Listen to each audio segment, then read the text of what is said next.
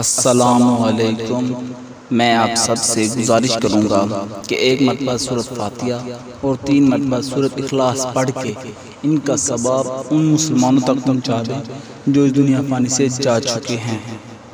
इमाम अली अलैहिस्सलाम की खिदमत में एक शख्स आया और दस्ते अदब को जोड़ के अर्ज करने लगा, या अली, जिंदगी में सबसे कीमती इंसान को कौन सा है? बस ये कहना था तो इमाम अली अलैहिस्सलाम ने फरमाया, ऐ शख्स, याद रखना, सबसे कीमती इंसान वो है जिसके वजूद में सबसे ज्यादा एहसास हो।